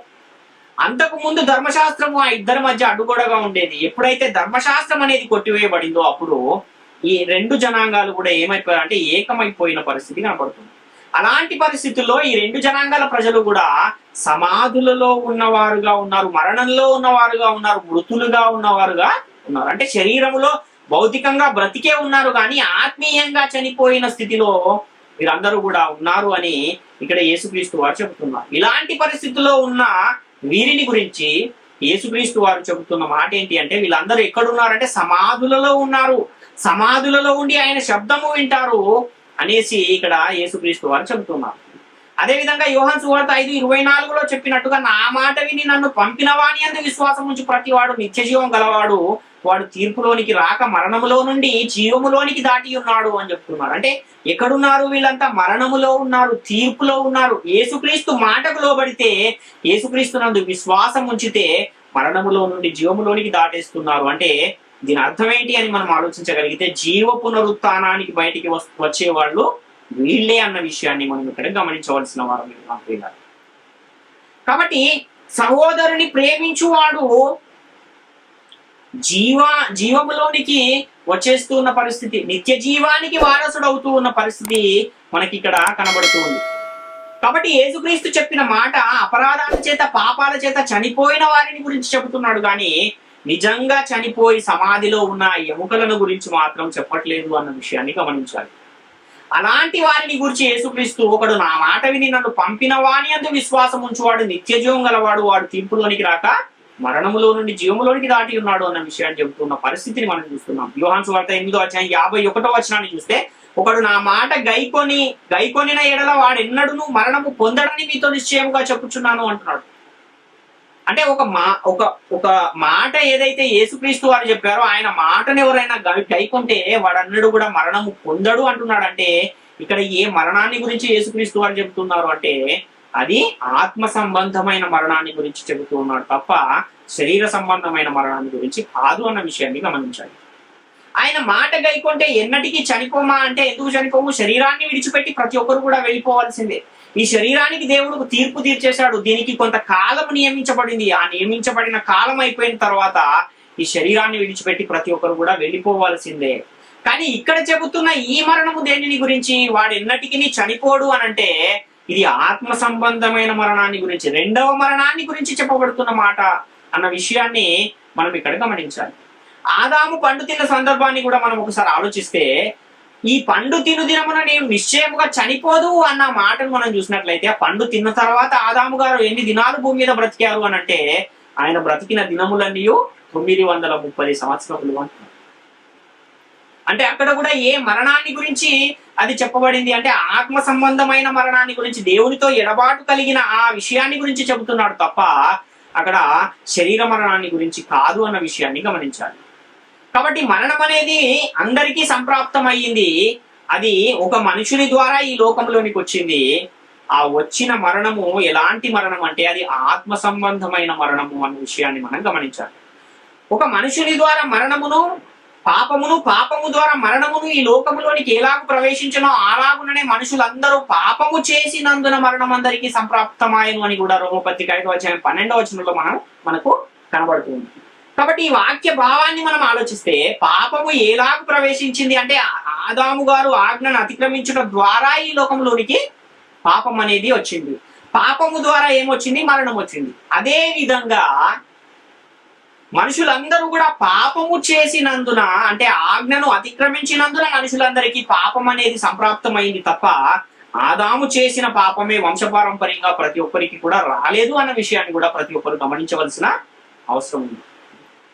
కాబట్టి ఈ మరణము ఏ మరణము అంటే ఇది ఆత్మ సంబంధమైన మరణాన్ని గురించి చెప్పబడుతుంది తప్ప శరీర సంబంధమైన మరణాన్ని గురించి కాదు అన్న విషయాన్ని మనము గమనించాలి. ఎందుకంటే పాపము వలన వచ్చు జీతం ఏది? మరణము. అది ఏ మరణం అంటే ఆత్మ సంబంధమైన మరణము. ఈ మరణాన్ని యేసుక్రీస్తు వారు ఏం చేశారు అనంటే ఆ మరణాన్ని నిరర్ధకం చేశాడు, సువార్త వలన జీవాన్ని అక్షయతను వెలుగులోనికి తీసుకువచ్చాడు అన్న విషయం కూడా మనకు 2 తిమోతి పత్రిక 1:10 తెలియజేస్తుంది. కాబట్టి పాపం వలన వచ్చు జీతం ఏంటి అనే దానికి పరిశుద్ధ గ్రంథం ఇచ్చే సమాధానం ఏంటి అనంటే మరణము అని చెబుతుంది. ఏ మరణము అది అంటే ఆత్మ సంబంధమైన మరణాన్ని గురించి తెలియజేస్తూ ఉన్న పరిస్థితి మనకు కనబడుతుంది. అయితే యేసుక్రీస్తు మరణాన్ని నిరర్ధకం చేశాడు, జీవాన్ని అక్షయతను సువార్త వలన వెలుగులోనికి తెచ్చాడు అంటే ఏ మరణాన్ని గురించి యేసుక్రీస్తు మరణాన్ని నిరర్ధకం చేశాడని ఇక్కడ వ్రాయబడింది అంటే రెండవ మరణాన్ని ఆయన నిరర్ధకం చేసేశాడు, ఆత్మ సంబంధమైన మరణాన్ని నిరర్ధకం చేశాడు. కాబట్టి యేసుక్రీస్తు చెబుతున్న మాటను మనం పరిశీలన చేస్తే, నా మాట విని నన్ను పంపిన వాని యందు విశ్వాసం ఉంచువాడు నిత్య జీవం గలవాడు, వాడు తీర్పులోనికి రాక మరణములో నుండి జీవములోనికి దాటి ఉన్నాడు అని ఆయన చెబుతున్న ఈ మాట ఏ మరణాన్ని గురించి అనంటే ఆత్మ సంబంధమైన మరణాన్ని గురించి చెబుతున్న సందర్భం. అలాగే యేసుక్రీస్తు వారు మృతులు దేవుని కుమారుని శబ్దం విను గడియ వచ్చి ఉన్నది, దాన్ని వినువారు జీవిస్తారు అని కూడా చెబుతూ ఉన్న ఒక సందర్భాన్ని మనం చూసాం. అంటే యేసుక్రీస్తు చెబుతున్న ఈ మాటలో జీవ పునరుత్థానానికి వచ్చే వాళ్ళు ఎవరు, తీర్పు పునరుత్థానానికి వచ్చే వాళ్ళు ఎవరు, సమాధులలో ఉండి ఆయన శబ్దం వినేవాళ్ళు, ఈ విషయాలన్నీ కూడా మనం ఆలోచిస్తే యేసుక్రీస్తు వారు సిలువలో మృతి పొందటం ద్వారా ఇశ్రాయేలీయులను అన్యజనులను ఏకం చేసిన తర్వాత ఈ రెండు సమూహాలలో ఉన్న ప్రజలందరూ కూడా పాపులుగా ఉన్న పరిస్థితుల్లో పరలోకము నుండి పంపబడిన పరిశుద్ధాత్ముని ద్వారా అపోస్తలుల చేత సువార్త ప్రకటించడం ఏదైతే జరిగిందో, ఆ సువార్తకి ఎవరైతే ప్రకటించబడిన ఆ సువార్తకి ఎవరైతే లోబడి దాన్ని విన్ని నమ్మి బాప్తిస్మాన్ని ఎవరైతే పొందారో వాళ్ళందరూ కూడా జీవములోనికి దాటిపోయిన వారుగా మనకు ఇక్కడ అర్థమవుతుంది. అలాంటి వారికి శిక్ష అనేది లేదు, ఉచితముగా రక్షణ కూడా దేవుడు దయచేస్తూ ఉన్న పరిస్థితి మనకు కనపడుతుంది. మార్కు సువార్త 16వ అధ్యాయము 15-16 వచనాలు మనం చూస్తే, మరియు మీరు సర్వలోకమునకు వెళ్లి సర్వ సృష్టికి సువార్తను ప్రకటించి నమ్మి బాప్తిస్మం పొందినవాడు రక్షింపబడును, నమ్మని వానికి శిక్ష విధింపబడును అని ఇక్కడ మనం చూస్తున్నాం. అంటే సర్వలోకానికి వెళ్లి సర్వ సృష్టికి సువార్తను ప్రకటించుడి, నమ్మి బాప్తిస్మం పొందినవాడు రక్షింపబడును అనే ఈ మాట ఏ మరణాన్ని గురించి, ఏ మరణాన్ని తప్పించుకోవడానికి గురించి చెప్పబడుతుంది అంటే ఆత్మ సంబంధమైన మరణాన్ని తప్పించుకోవడానికి ఈ యొక్క సువార్త అనేది ప్రకటించబడుతుంది అన్న విషయాన్ని మనం గమనించాలి. అంటే యేసుక్రీస్తు శిష్యులకు అప్పగించిన సువార్తను విన్నవారు అనగా క్రీస్తు మాటను విన్నవారు ఏమవుతున్నారంటే రక్షింపబడుతూ ఉన్నారు, మరణంలో నుండి జీవంలోనికి దాటుతూ ఉన్నారు అన్న విషయాన్ని మనం గమనించాలి. ప్రకటన గ్రంథం 3వ అధ్యాయం 1వ వచనాన్ని కూడా మనం చూస్తే, సార్దీసులో ఉన్న సంఘపు దూతకి ఇలాగు రాయము, 7 నక్షత్రములను దేవుని 7 ఆత్మలు గలవాడు చెప్పు సంగతులేమనగా, నీ క్రియలను నేను ఎరుగునేమనగా జీవించుచున్నావన్న పేరు మాత్రం ఉన్నది కానీ నీవు మృతుడవే అంటున్నాడు. అంటే జీవించుచున్నామన్న పేరు మాత్రం ఉన్నది కానీ నీవు మృతుడవే అని ఎందుకు అంటున్నాడు అంటే వారి క్రియలు బాగలేవు, దేవుని సన్నిధిలో వారు పరిశుద్ధంగా లేరు, దేవుని ఆజ్ఞలను అనుసరించట్లేదు. కాబట్టి అలాంటి వారు ఎవరు అంటే మృతులు. ఈ మృతులు ఎక్కడ ఉంటారు అంటే సమాధులలో ఉంటారు. అంటే భౌతికంగా జీవించే ఉన్నారు కానీ మృతులుగా ఉన్న పరిస్థితుల్లో ఉన్నవారు ఎప్పుడైతే క్రీస్తు సువార్త విని నమ్మి బాప్తిస్మాన్ని ఎప్పుడైతే పొందుతున్నారో వారు మృతులుగా ఉన్న స్థితిలో నుండి జీవము గల స్థితిలోనికి వస్తున్నారు. అంటే సమాధులలో నుండి బయటికి వస్తూ ఉన్నారు, జీవ పునరుత్థానానికి బయటికి వస్తున్నారని మనం ఇక్కడ గమనించవలసిన వారమైంది. అంటే నమ్మని వానికి శిక్ష విధించబడును అంటే క్రీస్తు మాటకు విధేయత చూపని వారు, సువార్తకు లోబడిన వారు తీర్పు పునరుత్థానానికి బయటికి వస్తున్నారంటే నిత్యాగ్నిగుండంలోనికి వెళ్ళిపోయే పరిస్థితి ఉంది. ఆ ఎఫెసీ పత్రిక 2వ అధ్యాయం 1వ వచనాన్ని కూడా మనం చూస్తే, మీ అపరాధముల చేతను పాపముల చేతను మీరు చచ్చిన వారై ఉండగా ఆయన మిమ్మల్ని క్రీస్తుతో కూడా బ్రతికించను అని ఇక్కడ వ్రాయబడింది. అంటే ఒకప్పుడు చచ్చిన వారిగా ఉన్నారు కానీ ఇప్పుడు క్రీస్తులో మిమ్మల్ని బ్రతికించాడు. ఎలా అంటే సువార్తకు లోబడటం ద్వారా. అంటే భౌతికంగా వీళ్ళు చనిపోయిన వారా, శరీరాన్ని విడిచిపెట్టి చనిపోయిన వారిని గురించి ఇక్కడ మాట్లాడుతున్నారు అంటే ఆత్మ సంబంధంగా చనిపోయిన వారిని గురించి ఇక్కడ మాట్లాడుతున్న పరిస్థితి. వీళ్ళ పరిస్థితి ఏంటి అని పరిశుద్ధ గ్రంథం తెలియజేస్తుంది. అంటే అపరాధాల చేత పాపాల చేత చనిపోయిన వారుగా వీరు ఉన్నారంటే శారీరకంగా బ్రతికే ఉన్నారు కానీ వారు ఆత్మీయంగా చనిపోయిన స్థితిలో ఉన్న వారిని గురించి ఇక్కడ తెలియజేయబడుతున్న సందర్భం మనకు కనబడుతుంది. కాబట్టి జీవ పునరుత్థానము తీర్పు పునరుత్థానము అనే ఈ మాటలు యోహాను సువార్త 5వ అధ్యాయం 28-29 వచనాల్లో చెప్పిన సందర్భము యేసుక్రీస్తు రెండవ రాకడలో జరిగేది కాదు. ఎప్పుడైతే వాక్యం ప్రకటించబడుతుందో, వాక్యం ప్రకటించబడుతూ ఉండగా జీవ పునరుత్థానానికి వచ్చేవారు కొంతమంది ఉంటే తీర్పు పునరుత్థానానికి వచ్చేవారు ఇంకొంతమంది ఉన్నారు అని ఇక్కడ యేసుక్రీస్తు వారు చెప్తున్నారు. అదేవిధంగా యేసుక్రీస్తు వారు చెబుతున్న ఇంకొక మాటను కూడా మనము గమనిస్తే మత్తయి సువార్త 8వ అధ్యాయం 21-22 వచనాల్లో, శిష్యులలో మరి ఒకడు ప్రభువా, నేను మొదట వెళ్ళి నా తండ్రిని పాతి పెట్టుంటకు నాకు సెలవిమ్మని ఆయన అడుగగా యేసు అతన్ని చూచి నన్ను వెంబడించుము, మృతులు తమ మృతులను పాతి పెట్టుకొననిమ్మని చెప్పాను అని ఇక్కడ చూస్తున్నాం. అంటే ఇక్కడ కూడా మనం ఆలోచిస్తే చనిపోయిన వారిని ఎలా పాతి పెడతారు? మృతులే తమ మృతులను పాతి పెట్టుకొననిమ్మని యేసుక్రీస్తు ఎలా చెబుతున్నాడు అంటే, భౌతికంగా చనిపోయిన వారు, ఆత్మ సంబంధంగా చనిపోయిన వారు, రెండు రకాల మృతులు మనకి ఇక్కడ కనబడుతున్నారు. కనుక శరీరాన్ని విడిచిపెట్టి చనిపోయిన వారిని, ఆత్మ సంబంధంగా చనిపోయిన వారు వెళ్ళి పాతి పెట్టుకుంటారు అని ఇక్కడ యేసుక్రీస్తు వారు చెబుతున్నారు. అంటే యోహాను సువార్త 5వ అధ్యాయంలో 28-29లో కూడా మనం గమనిస్తే సమాధులలో ఉండి మేలు చేసిన వారు కనబడుతున్నారు, అలాగే సమాధులలో ఉండి కీడు చేసిన వారు కూడా కనబడుతున్నారు. అంటే అసలు సమాధులలో ఉండి మేలు కీడు చేస్తారా అంటే చేయరు అని మనము ఇదివరకే చూసాం. కాబట్టి అసలు సమాధులలో మనుషులే ఉండరు. మరి సమాధులలో ఏముంటుంది అంటే ఎముకలు మరియు సమస్తమైన కల్మషము ఉంటుంది అని యేసుక్రీస్తు వారు చెప్పిన సందర్భాన్ని కూడా మనం చూసాం. అదేవిధంగా చనిపోయిన వారు ఒక క్షణంలోనే పాతాళమునకు దిగుదురు అని కూడా యోబు గ్రంథంలో మనం చూస్తాం. కాబట్టి ఈ శరీరంలో నివసించే ఆత్మ ఒక మనిషి మృతి పొందిన వెంటనే ఒక్క క్షణములోనే అది చేరవలసిన గమ్యానికి చేరిపోయే పరిస్థితి. అంటే ఆ చనిపోయిన వ్యక్తి గనక దేవునికి నీతిమంతుడుగా దేవుని ఆజ్ఞలను అనుసరించిన వాడైతేనేమో పరదేశకు వెళ్ళిపోతున్నాడు, ఒకవేళ దేవుని ఆజ్ఞలను అనుసరించని వాడైతేనేమో నిత్యాగ్ని గుండానికి వెళ్ళిపోతూ ఉన్న పరిస్థితి మనకి ఇక్కడ కనబడుతుంది. అంటే చనిపోయిన శవము సమాధిలో ఉండి మేలు కీడు ఎలా చేస్తుంది అంటే చేసే అవకాశమే లేదు. కాబట్టి ఈ సమాధులు అంటే నిజంగా సమాధులా అంటే ఇవి సమాధులు కాదు. సమాధులలో ఉన్నవారు నిజంగా సమాధులలో ఉన్నవారు, అక్షరార్థంగా సమాధులలో ఉన్నవారిని గురించి ఇక్కడ చెప్పట్లేదు. కానీ దేవుని సన్నిధిలో వాళ్ళ జీవితాలు చనిపోయిన స్థితిలో ఉన్నాయి కనుక వారు సమాధులలో ఉన్నవారు వలె ఉన్నారని ఇక్కడ యేసుక్రీస్తు వారు రూపకాలంకారంగా ఈ విషయాన్ని చెప్తున్న సందర్భాన్ని మనం గమనించాలి. ప్రస్తుత కాలానికి మనము ఈ విషయాన్ని కనుక అన్వయించుకుని చూస్తే సువార్తకు లోబడాలి, లేకపోతే సువార్తయే తీర్పు తీరుస్తుంది అని మనకు అర్థమవుతుంది. అంత్యదినమందు నా మాటయే తీర్పు తీర్చును అని కూడా యేసుక్రీస్తు వారు చెబుతున్న ఆ మాటను మనం గమనిస్తే యోహాను సువార్త 12:47-48 వచనాలలో నన్ను నిరాకరించి నా మాటలను అంగీకరింపని వానికి తీర్పు తీర్చువాడు కొడుకు, నేను చెప్పిన మాటయే అంత్యదినమందు వానికి తీర్పు తీర్చును అని ఇక్కడ వ్రాయబడి. కాబట్టి యేసుక్రీస్తు వారు చెబుతున్న ఈ మాట 5వ అధ్యాయం యోహాను సువార్త 28-29 వచనాలలో సమాధులలో ఉన్న వారందరూ ఆయన శబ్దం వింటారు, విని లోబడిన వారేమో జీవ పునరుత్థానానికి బయటికి వస్తారు, లోబడని వారేమో తీర్పు పునరుత్థానానికి బయటికి వస్తారు అని చెప్పబడుతున్న ఈ మాట నిజంగా సమాధిని గురించి కాదు, కానీ ఏదైతే ఆత్మీయంగా చనిపోయిన వారు ఉన్నారో వారిని గురించి ఈ మాట చెప్పబడుతూ ఉన్న పరిస్థితి అని మనకు అర్థమవుతుంది. ఎందుకంటే సువార్త అనేది ఏం చేస్తుంది అంటే అది తీర్పు తీర్చే పని చేస్తుంది, విమర్శిస్తుంది. సువార్త అనేది రోమపత్రిక 2వ అధ్యాయం 16వ వచనంలో దేవుడు నా సువార్త ప్రకారము యేసుక్రీస్తు మనుష్యుల రహస్యములను విమర్శించు దినమందు ఇలాగు జరుగును అంటున్నాడు. అంటే విమర్శ చేసేది ఏది నేటి కాలంలో అంటే సువార్త, యేసుక్రీస్తు మాట అనేది తీర్పు తీర్చే పరిస్థితుల్లో ఈరోజు మనము ఉన్నాం. కాబట్టి ఎవరైతే సువార్తకు లోబడుతున్నారో, వారు నమ్మి బాప్తిసం పొందుతున్నారో వారు ఆ సమాధులలో నుండి బయటికి వస్తూ ఉన్నారు.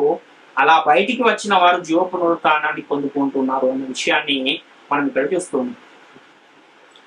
అదేవిధంగా అనేకులు ఎప్పుడైతే యేసుక్రీస్తు వారు చనిపోయి సమాధి చేయబడి తిరిగి లేచి పరలోకానికి వెళ్ళిపోయారో, వెళ్ళిపోయిన తర్వాత సువార్తను శిష్యులకు అప్పగించారో, సువార్త శిష్యులు ప్రకటిస్తూ ఉన్నప్పుడు కూడా ఆ సువార్తను త్రోసేసిన వారు కూడా అనేకులు మనకు కనబడుతూ ఉంటారు. అపోస్తుల కార్యాలు 13వ అధ్యాయం 44-46 వచనాలలో మనకి ఇక్కడ వారు అప్పుడు పౌలును బర్నబాయు ధైర్యముగా ఇట్లనని, దేవుని వాక్యం మొదట మీకు చెప్పుట అవశ్యకమే, అయినను మీరు దానిని త్రోసివేసి మిమ్మును మీరే నిత్య జీవమునకు అపాత్రులుగా ఎంచుకొనుచున్నారు కనుక ఇదిగో మేము అన్యజనుల యొద్దకు వెళ్తున్నాము అంటున్నారు.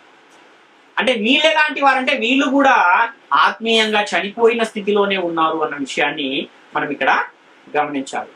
ఇలాంటి వారు నిత్య జీవానికి అపాత్రులు. వీళ్ళు తీర్పు పునరుత్థానానికి సమాధిలో ఉండి వింటున్నారు, కానీ ఎప్పుడైతే వానికి అపాత్రులుగా ఎందుకు మారిపోతున్నారంటే ఎవరైతే ఈ చనిపోయిన స్థితిలో ఉన్నవారు వారు సమాధులలో ఉండి వింటున్నారు కానీ వాక్యానికి లోబడడం లేదు కనుక వీళ్ళు నిత్య జీవానికి అపాత్రులుగా మారిపోయి తీర్పు పునరుత్థానానికి వెళ్ళిపోయే పరిస్థితి మనకు కనబడుతుంది.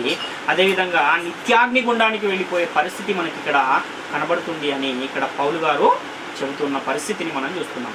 అంటే జీవ పునరుత్థానాన్ని పోగొట్టుకుని నిత్య నరకానికి వెళ్ళిపోతున్న పరిస్థితుల్లో అనేకులు నేడు మనకు కనబడుతున్నారు. అంటే ఇలా ఉన్నవారందరూ కూడా ఎక్కడున్నారు అంటే సమాధులలోనే ఉన్నారు, చనిపోయిన స్థితిలోనే ఉన్నారు. వాళ్ళందరూ కూడా ఆత్మీయంగా చనిపోయిన వారు, భౌతికంగా బ్రతికే ఉన్నారు కానీ ఆత్మీయంగా చనిపోయారు కనుక మనకు అర్థం అవ్వడానికి అక్కడ యేసుక్రీస్తు వారు రూపకాలంకారంగా సమాధులలో ఉన్నవారందరూ కూడా ఆయన శబ్దము విని మేలు చేసిన వారేమో జీవ పునరుత్థానానికి, కీడు చేసిన వారేమో తీర్పు పునరుత్థానానికి బయటికి వస్తారు అని యేసుక్రీస్తు వారు చెబుతున్న ఆ విషయాన్ని మనం ఇక్కడ గమనించాలి కూడా. కాబట్టి వాక్యానికి లోబడిన వారు, వాక్యాన్ని మహిమపరిచిన వారు, సువార్తకు లోబడిన వారందరూ కూడా వాళ్ళు నిత్య జీవానికి నిర్ణయించబడిన వారు అని కూడా అపోస్తల కార్యాలు 13వ అధ్యాయం 48వ వచనంలో మనకు కనబడుతుంది. కాబట్టి ఈ విధంగా యేసుక్రీస్తు వారు చెప్పిన ఈ సందర్భాన్ని మనము గమనించినట్లయితే ఈ సమాధులలో ఉన్నవారు ఎప్పుడైతే వాక్యం అనేది ప్రకటించబడుతూ ఉన్న ఈ వాక్యాన్ని విన్నవారు దాన్ని అంగీకరించి ఎవరైతే బాప్తిస్మాన్ని తీసుకుని ఈ దేవుని ఆజ్ఞలను అనుసరించి సంఘములో కొనసాగుతూ ఉన్నారో వాళ్ళందరూ కూడా జీవ పునరుత్థానానికి బయటికి వస్తూ ఉన్నవారు. అంటే సమాధులలో ఉండి ఆయన శబ్దము విని జీవ పునరుత్థానానికి బయటికి వస్తున్నవారు వీళ్ళంతా. అదేవిధంగా ఎవరైతే వాక్యానికి లోబడకుండా ఆ వాక్యాన్ని త్రోసివేస్తూ ఉన్నారో వాళ్ళందరూ కూడా తీర్పు పునరుత్థానానికి బయటికి వస్తూ ఉన్నవారు అన్న విషయాన్ని మనం ఇక్కడ గమనించాలి. కాబట్టి యేసుక్రీస్తు ఆ రోజు చెప్పిన ఆ మాటలు నేటి కాలంలో కూడా నెరవేరుతున్నాయా అంటే నేటి కాలంలో కూడా నెరవేరుతున్నాయి. 1 పేతురు పత్రిక 4వ అధ్యాయం 6వ వచనాన్ని మనం చూస్తే మృతులు శరీర విషయంలో మానవ రీత్యా తీర్పు పొందినట్లును ఆత్మ విషయంలో దేవుని బట్టి జీవించినట్లును వారికి కూడా సువార్త ప్రకటించబడను అంటున్నాడు. అంటే నోవాహు కాలంలో ఉన్న ప్రజలు కూడా మనం పరిశీలిస్తే మృతులు మానవరీత్యా శరీర విషయంలో తీర్పు పొందినట్లును అంటున్నాడు. అంటే అపరాధాల చేత పాపాల చేత చచ్చిన వారుగా ఉన్న వాళ్ళు శరీరాలకు తీర్పు అనేది ఆ రోజే జరిగిపోయింది. అదేంటంటే మన్నైనది వెనుకటి వెళ్ళే మన్నైపోతుంది అని. కాబట్టి ఆత్మ విషయంలో దేవుని బట్టి జీవించినట్లు వారికి కూడా ఏం ప్రకటించబడింది? సువార్త ప్రకటించబడింది. ఎవరైతే ఆ సువార్తకు లోబడుతూ ఉన్నారో వాళ్ళు జీవ పునరుత్థానానికి బయటికి వస్తున్నారు అన్న విషయాన్ని మనం ఇక్కడ గమనించాలి. కాబట్టి ఇక్కడ మృతులు అనగానే ఏ మృతులకు సువార్త అంటే చనిపోయిన వారికి సువార్త ప్రకటించవలసిన అవసరం ఏమైనా ఉందా అంటే ఎంత మాత్రం కూడా లేదు. ఎందుకంటే చనిపోయిన వారు వినే స్థితిలో ఉంటారా అంటే వినే స్థితిలో ఉండరు. వాళ్ళు కీడు కానీ మేలు కానీ చేసే స్థితిలో ఉంటారంటే ఉండరు. కాబట్టి ఈ సమాధులలో ఏముంటుంది? సమాధులలో ఎముకలు మాత్రమే ఉంటాయి, సమాధులలో కల్మషం మాత్రమే ఉంటుంది. కనుక ఏ సమాధులను గూర్చి చెబుతున్నాడంటే రూపకాలంకారంగా చెబుతున్న పరిస్థితి, ఆత్మీయంగా చనిపోయిన వారిని గురించి చెబుతూ వారు సమాధులలో ఉన్నారని చెప్పాడు తప్ప అక్షరార్థంగా సమాధిని గురించి చెబుతున్న సందర్భం ఇది కాదు అన్న విషయాన్ని మనం ఇక్కడ గమనించవలసిన వారమైనా. కాబట్టి క్రీస్తునందు విశ్వాసం ఉంచువాడు చనిపోయిన బ్రతుకుతాడంటే ఎలా చనిపోయిన వారిని గురించి చెబుతున్నాడంటే ఆత్మ సంబంధంగా చనిపోయిన వారు బ్రతుకుతారు అన్న విషయాన్ని ఇక్కడ మనకు తెలియజేస్తూ ఉన్న పరిస్థితి మనకు కనబడుతుంది. కాబట్టి యేసుక్రీస్తు వారు కూడా మార్తతో మాట్లాడుతూ ఉన్న ఆ సందర్భంలో కూడా ఆయన ఏం చెబుతున్నాడంటే మార్త ఆయనతో అంత్యదినమున పునరుత్థానమందు లేచునని ఎరుగుతున్నా నేను. అందుకు యేసు పునరుత్థానమును జీవమును నేనే, నాయందు విశ్వాసం ఉంచువాడు చనిపోయినను బ్రతుకును, బ్రతికి నాయందు విశ్వాసం ఉంచు ప్రతివాడును ఎన్నటికి చనిపోడు. ఈ మాట నమ్ముచున్నావా అని ఆమెను అడిగాను అంటున్నాడు. అంటే నా మాట విని నాయందు విశ్వాసం ఉంచువాడు ఏమవుతాడంట? చనిపోయినను బ్రతుకును అంటున్నాడు, ఎన్నటికి చనిపోడు అంటున్నాడు. అంటే ఎన్నటికీ చనిపోకుండా ఉండే ఈ పరిస్థితి ఎలాంటి పరిస్థితి అంటే రెండవ మరణాన్ని పొందని వారిని గురించి చెబుతున్న పరిస్థితి. అంటే శరీర మరణం ప్రతి ఒక్కరికి వస్తుంది, కానీ ఎవరైతే రెండవ మరణాన్ని తప్పించుకుంటూ ఉన్నారో, వాక్యానికి లోబడుతున్నారో వారిని గురించి ఇక్కడ చెప్పబడుతున్న సందర్భాన్ని మనం గమనించాలి. నేటి కాలంలో సంఘాలలో ఉన్న వారిలో కూడా అనేకులు నిద్రిస్తూ ఉన్నటువంటి పరిస్థితులు కనబడుతూ ఉన్నాయి. అంటే వారు చనిపోయిన వారుగా ఉన్నారు, సమాధులలో ఉన్నారు, క్రీస్తునైతే నమ్ముకున్నారు కానీ క్రీస్తు చెప్పిన ఆజ్ఞలను అనుసరించని వారు మనకు అనేకులు కనబడుతున్నారు. అంటే క్రీస్తును నమ్ముకున్నామని చెప్పుకుంటూ ఉంటారు కానీ వారిలో ఏం లేదంటే విశ్వాసం అనేది లేదు, సరైన విశ్వాసం లేదు. వినడం అయితే వింటున్నారు కానీ వాక్యానుసారమైన జీవితాలు కలిగి లేరు. నమ్ముతున్నాము అంటున్నారు కానీ నమ్మడానికి అవసరమైన ఆ క్రియలు వారిలో కనబడడం లేదు అన్న విషయాన్ని మనం ఇక్కడ గమనించవలసిన వారు. కాబట్టి చనిపోయిన వారనే ఈ మాట శరీరాన్ని విడిచిపెట్టి చనిపోయిన వారిని గురించి కాదు, కానీ శరీరంలో ఉంటూనే చనిపోయిన స్థితిలో ఉన్న వారిని గురించి ఇక్కడ చెప్పబడుతున్న పరిస్థితి మనకు కనబడుతుంది. కాబట్టి ఇంతకు ముందు ఎలా ఉన్నారు వాళ్ళు అనంటే చీకటిలో ఉన్నారు. ఎప్పుడైతే వాక్యాన్ని విని దానికి లోబడి బాప్తిస్మాన్ని పొందుకున్నారో చీకటిలో నుండి వెలుగులోనికి, మరణములో నుండి జీవములోనికి వారు బయటికి వస్తూ ఉన్న ఒక పరిస్థితి మనకు కనబడుతూ ఉంది. ఎప్పుడైతే వాక్యాన్ని విని కూడా సత్యానికి లోబడరో వారెక్కడ ఉంటారు అంటే మృతులుగా ఉంటారు. వాళ్ళు సమాధులలోనే వాళ్ళు ఉండిపోతారు. సమాధులలోనే ఉండి చనిపోతే వాళ్ళు నిత్యాగ్ని గుండానికి వెళ్ళిపోయే పరిస్థితి ఉంది అన్న విషయాన్ని మనం గమనించాలి. అలా సమాధిలో ఉన్నవారు క్రీస్తు శబ్దము విని లోబడాలి. అలా లోబడిన వారు అనగా మేలు చేసిన వారు జీవ పునరుత్థానానికి బయటకు వచ్చే పరిస్థితి ఉంది అన్న విషయాన్ని ఇక్కడ యేసుక్రీస్తు వారు యోహాను సువార్త 5:28-29 చెబుతున్నారు. లోబడకపోతే ఏం జరుగుతుంది అంటే తీర్పు పునరుత్థానానికి బయటికి వస్తారంటే నిత్య నరకానికి వెళ్ళిపోతారు. సమాధి అంటే ఏంటి? నిజంగా సమాధి అంటే నిజమైన సమాధిని గురించి ఇక్కడ చెప్పట్లేదు. రూపకాలంకారంగా సమాధిలో ఎవరైతే ఉంటారో చనిపోయిన స్థితిలో ఉంటారు, అలాంటి స్థితినే మీరు ఈరోజు శరీరంలో బ్రతికి ఉండి కూడా కలిగి ఉన్నారు అన్న విషయాన్ని ఇక్కడ యేసుక్రీస్తు వారు చెబుతూ ఉన్న ఈ సందర్భాన్ని మనం చూస్తున్నాం. కాబట్టి ఈ సమాధులను గురించి చెబుతూ ఉన్న ఈ మాట దేనిని గురించి చెప్పబడుతుంది? యేసుక్రీస్తు రెండవసారి వచ్చినప్పుడు జరిగే సందర్భాన్ని చెబుతున్నాడా, లేక ఇప్పుడు జరుగుతూ ఉన్న సందర్భాన్ని చెబుతున్నాడా అంటే ఆనాటి నుండి నేటి వరకు జరుగుతూ ఉన్న సందర్భాన్ని యేసుక్రీస్తు వారు చెప్తున్నారు, కానీ రెండవసారి యేసుక్రీస్తు వచ్చినప్పుడు జరిగే సందర్భాన్ని చెప్పట్లేదు. అంటే చాలామంది ఏమనుకుంటున్నారంటే యేసుక్రీస్తు రెండవసారి వచ్చినప్పుడు ఆయన శబ్దము విని సమాధులు తెరవబడతాయి, సమాధులలో నుండి అనేకులు బయటికి వచ్చేస్తారు, అందులో నుండి కొంతమంది ఏమో జీవ పునరుత్థానానికి వెళ్తారు, కొంతమంది ఏమో తీర్పు పునరుత్థానానికి వెళ్తారు అనుకునేవారు కూడా చాలామంది లేకపోలేదు. కానీ అది ఎంతవరకు సరైనది అని అంటే అది సరైనది కాదు అన్న విషయాన్ని మనం ఇక్కడ గమనించవలసిన వారమై ఉన్నాం. కాబట్టి యేసుక్రీస్తు వారు చెప్పిన ఆ మాట కానీ, దానియేలు గ్రంథంలో చెప్పబడిన ఈ మాట కానీ, యెహెజ్కేలు గ్రంథంలో చెప్పబడిన ఆ సమాధులు కానీ అవి ఎలాంటి సమాధులు అనంటే వారున్న పరిస్థితిని తెలియజేయడానికి మాత్రమే చెప్పబడిన ఆ సందర్భాలు తప్ప నిజంగా సమాధులను గురించి చెబుతున్న పరిస్థితి కాదు. అంటే జీవించుచున్నామన్న పేరు మాత్రం ఉన్నది, కానీ నీవు మృతుడవే అని చెబుతున్న లేఖనం ప్రకారం భౌతికంగా బ్రతికి ఉండి ఆత్మీయంగా చనిపోయిన స్థితిలో ఉన్నవారు సువార్త విని లోబడితే నిత్య జీవానికి అనగా జీవ పునరుత్థానానికి, లోబడిన వారు నిత్య నరకానికి అనగా తీర్పు పునరుత్థానానికి బయటికి వస్తారని యేసుక్రీస్తు వారు ఇక్కడ చెబుతున్న సందర్భాన్ని మనం అర్థం చేసుకోవాలి. కాబట్టి సమాధులు అనగానే నిజంగా సమాధులని, ఆ సమాధులలో ఉన్నవారు యేసుక్రీస్తు రెండవ రాకడలో ఆయన వచ్చినప్పుడు ఆయన వారిని పిలుస్తాడని, సమాధులలో ఉన్నవాళ్ళు అప్పుడు సమాధులలో ఉన్నవారు బయటికి వస్తారు అని కూడా అనేకమైన బోధలు మనకు కనబడుతున్నాయి. అది ఎంతవరకు వాక్యానుసారమైందంటే అది ఎక్కడా కూడా ఇంకొక లేఖనం దాన్ని సమర్థిస్తుందా అంటే ఎక్కడా కూడా లేఖనం సమర్థించట్లేదు. కాబట్టి అది సరైనది కాదు. మరేది సరైనది అని మనం ఆలోచిస్తే జీవించుచున్నామన్న పేరు మాత్రం ఉన్నది, కానీ నీ మృతుడవే అన్న ఈ మాట కానీ, అపరాధాల చేత పాపాల చేత చచ్చిపోయిన పరిస్థితుల్లో ఎవరైతే ఉన్నారో వారిని గురించి కానీ, ఆత్మ సంబంధంగా చనిపోయిన వారిని గురించి కానీ, లేదా దేవునితో ఎడబాటు కలిగి ఉన్న వారిని గురించి కానీ చెబుతున్న సందర్భాలు తప్ప ఇంకొకటి కాదు అన్న విషయాన్ని మనం గమనించవలసిన వారమే. కాబట్టి పరిశుద్ధ గ్రంథములో అనేక చోట్ల వ్రాయబడిన ఈ సమాధులు సమాధులు సమాధులు అన్న ఈ పదాలను మనం ఆలోచిస్తే సందర్భాన్ని బట్టి ఆ పదాన్ని మనం అర్థం చేసుకోవాలి తప్ప అక్కడ సమాధి అని ఉంది కాబట్టి ఇంకా దాన్ని సమాధి అని మనం అనుకోవటం చాలా పొరపాటు అన్న విషయాన్ని ప్రతి ఒక్కరు కూడా గమనించాలి.